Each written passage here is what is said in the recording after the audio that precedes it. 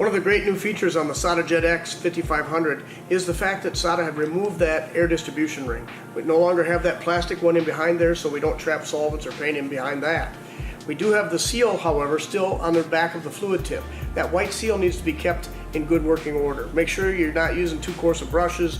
Make sure that you clean that and that you blow it dry at night.